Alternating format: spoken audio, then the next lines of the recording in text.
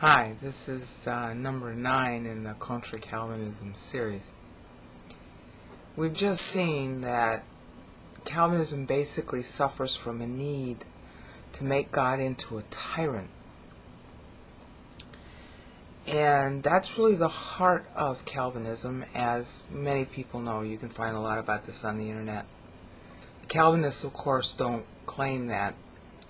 But when you listen to them talk, you realize that this is what it is. Now, why would they need to do that?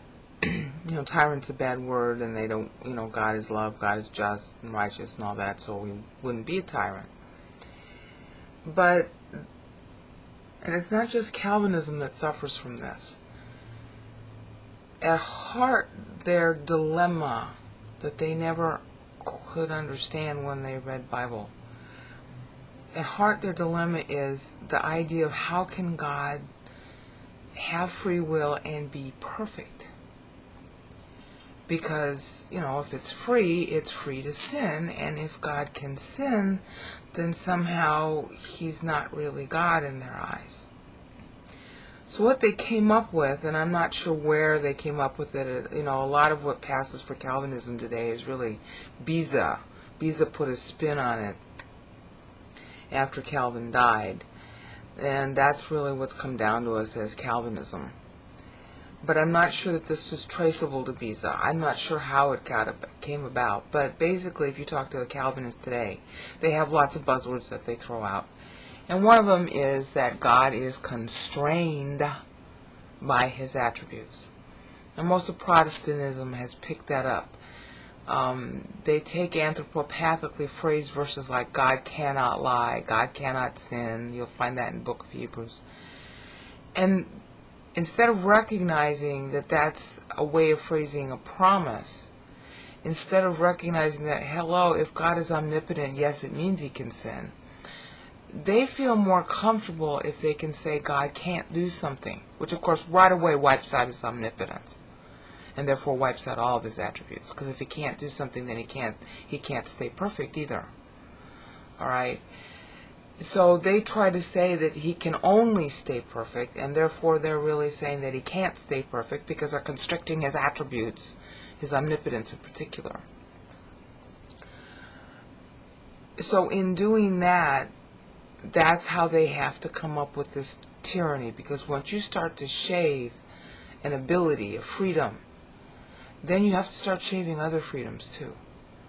So they have to make God constrained by His attributes. Therefore, if God is constrained by His attributes, then, let's see, is God really sovereign if anybody else is allowed to make a free will decision? And it sort of goes downhill from there.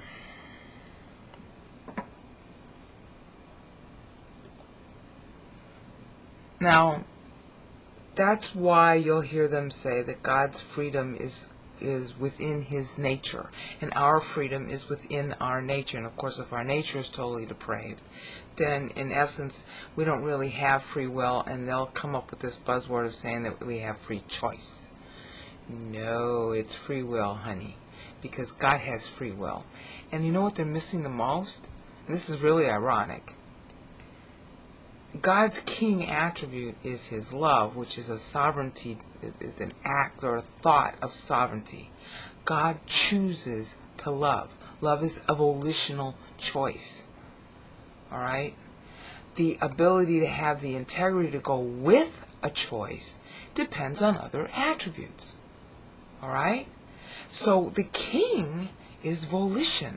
The king is God's sovereignty, and the king attribute of the king of the universe is love. Integrity is the love of God because He chooses to love. So that resolves all of their concerns about God being constrained by His attributes. How can He stay perfect if He's free? Because He always chooses to love. Period. So God is perfect because He chooses to be. He doesn't have to be perfect. He chooses it.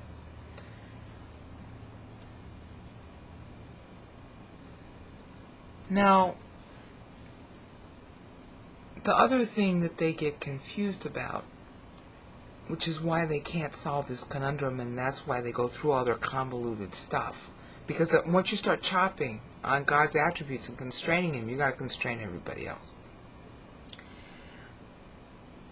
Because they do that, they don't get the idea that it's really His sovereignty that chooses to be perfect all the time. And because they don't get that, they can't read Bible. Because they put the spin on God, they can't read Bible.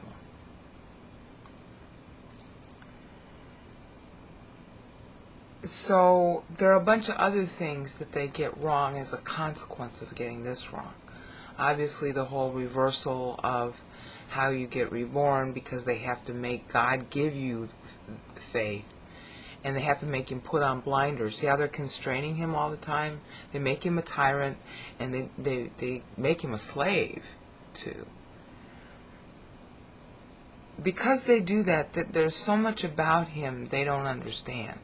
And the biggest thing, I'm guessing on this part, the biggest thing about Him they don't understand is the nature of infinity.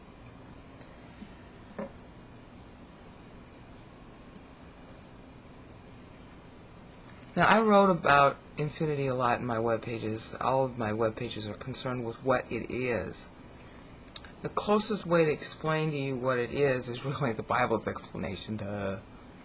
If you look in Ephesians 1:15 through 23, filling all in all, He wants to be in everything. Wants to. Doesn't have to. Wants to. Be in it. That's why He makes it. Because He wants to be in it. He doesn't want to be apart from anything, and He doesn't want anything to be apart from Him. That's why hell goes on forever.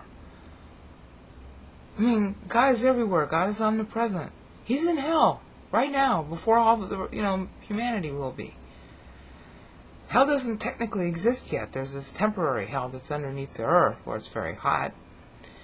But there's going to be a permanent home alone, separate universe for all the unbelievers, because that's what they want, is distance from God. But God's already there now, because infinity is one big now. The past, the present, it's like looking at this Logitech effect. I forget what it's called. But you notice that it's a lot, I don't know if it's coming out really clear on your screen, but on the original, it's got lots of little dots, like a Georges Seurat painting. That's what infinity is. It's punctiliar. It has no dimension. Therefore, it fills all dimensions without filling anything, because it's immaterial.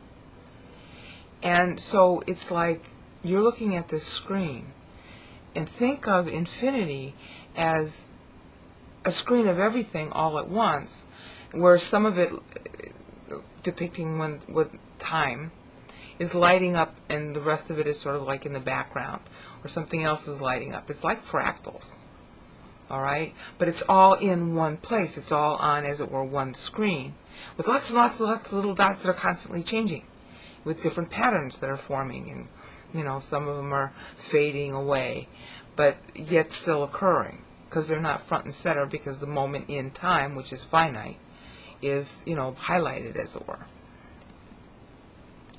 That's what infinity is, and God wants to be in all of it. So what happened 1,000 years ago is just as alive to God as what's happening 1,000 years from now. And He wants to be in all that. In fact, it couldn't exist. Past, present, or future would all die immediately if He didn't want it to exist. So everything is upheld by the word of His power, as it says in Hebrews 1, 2, and 3. And the reason why is His love. Isaiah 54:1 tells you the whole story. He wants to raise up and make noble and make good on the sterile, which is anything but Him, is sterile. No matter how good, it's not good enough, as we saw in the off-white video. Total depravity is off-white.